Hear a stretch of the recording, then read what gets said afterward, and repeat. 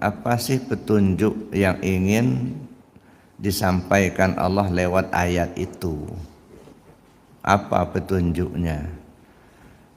Kita sering membaca ayatnya, menterjemahkannya, tapi seringkali kita lupa untuk mencari petunjuknya.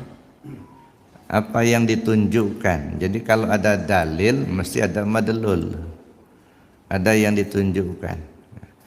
Kalau peristiwa Isra dan Mi'raj ini kan sudah jelas tercantum dalam Al-Quran. Setiap ayat itu petunjuk. Nah sekarang kita cari apa sih petunjuk dari peristiwa Isra Mi'raj itu. Nah makanya saya katakan seringkali kita memperingati Isra Mi'raj itu yang kita bicarakan tentang sholatnya, tapi jarang kita bicara tentang petunjuknya.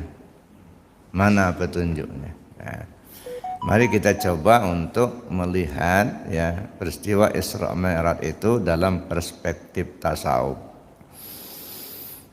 Pertama kita lihat dulu siapa sih pelaku Isra Mi'raj itu.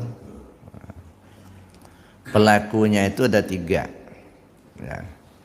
Yang pertama Nabi ya. Yang kedua Jibril, yang ketiga Burak. Nah, 3 pelaku Isra Mi'raj itu ya, Muhammad, Jibril, Burak.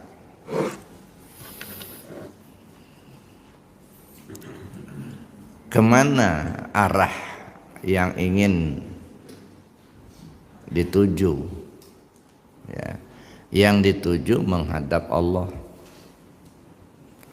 Siapa yang akan menghadap Allah itu? Muhammad. Nah, jadi ini satu benang merah yang perlu kita telusuri. Yang menghadap Allah itu Muhammad.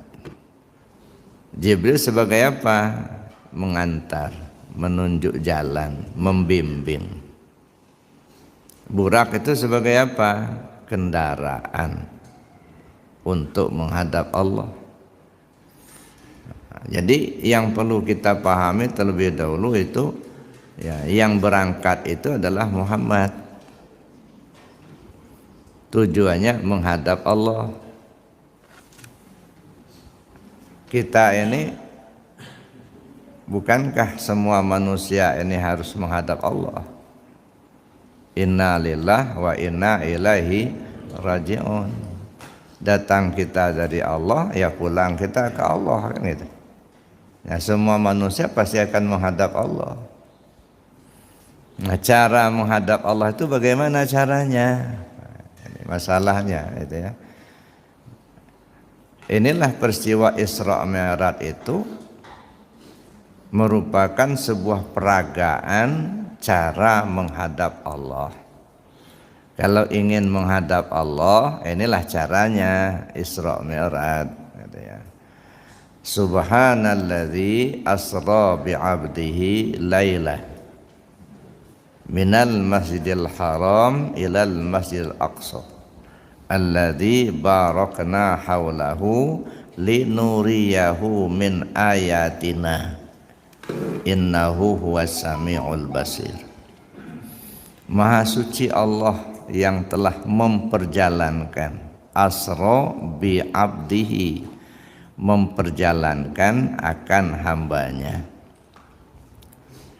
laila, pada satu malam, minal masjidil haram, berangkat dari masjidil haram, ilal masjidil aqsa, hingga ke masjid aqsa, alladzi barakna haulahu, yang telah kami berkahi di sekitarnya, sekelilingnya. Untuk apa? Linuriyahu min ayatina, karena kami akan perlihatkan tanda-tanda kebesaran kami. Innahu wasami'ul basir, bahwa sungguhnya Allah amat mendengar lagi amat melihat. Nah, dari ayat ini dapat kita pahami, pertama, subhana, maha suci Allah ya. Maha suci Allah dari berbohong, maha suci Allah ya dari lemah, Dan maha suci Allah dari segalanya lah. Karena Allah itu ya maha suci. Ya. Allah maha kuasa, Allah maha berkehendak. Ya. Allah yang maha suci itu asra bi abdihi, telah memperjalankan akan hambanya. Jadi asra bi abdihi dalam susunan bahasa Arab sebenarnya bisa saja asra abdahu, ya, abdahu sebagai maf'ul bih, ya, jadi asra abdahu memperjalankan akan hambanya. Tetapi Allah tidak menggunakan istilah asra abdahu, tapi asra bi abdihi. Ya. Kenapa harus pakai ba? Ya. Ba ini harfu jarin bi makna ma'iyah. Jadi artinya Allah memperjalankan hambanya itu tidak berjalan sendiri gitu, tapi juga bersama Allah.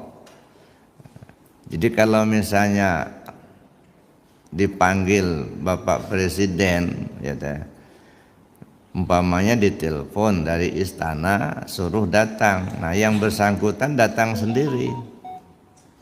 Akan berbeda kalau presidennya itu datang ke rumah kita lalu kita sama-sama berangkat ke istana, kan beda.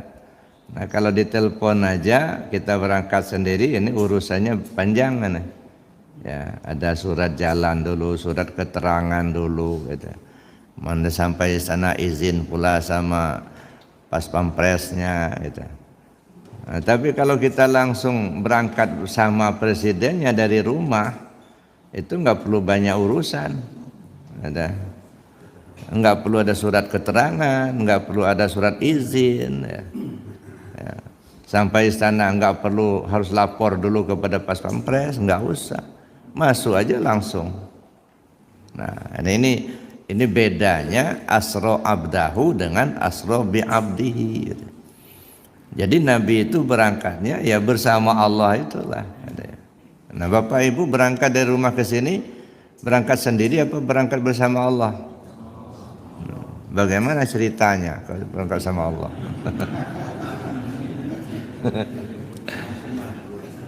Ya, nah ini kita kupas dulu. Nah pertama kita dengar, katakanlah kita dengar ada suara azan. Nah yang mendengar itu sama punya siapa? Punya Allah.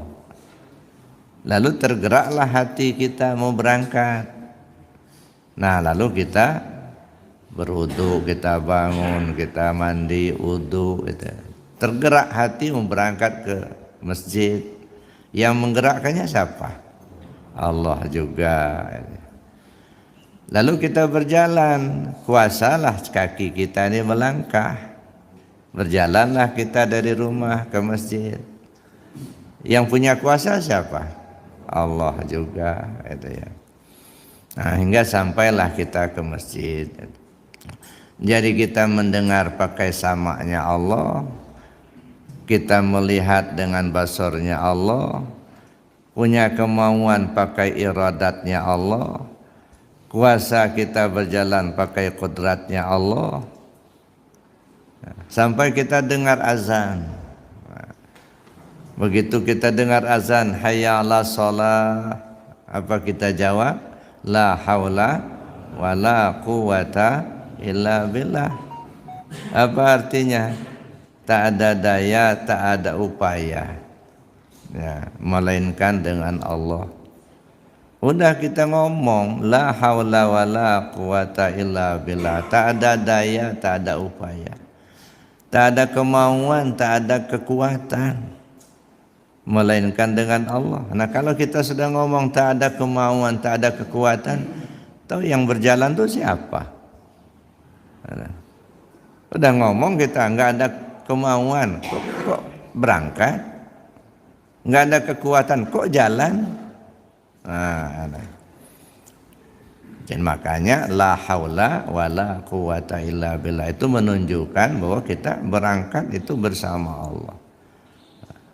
Jadi kemanapun kita berada selalu bersama Allah.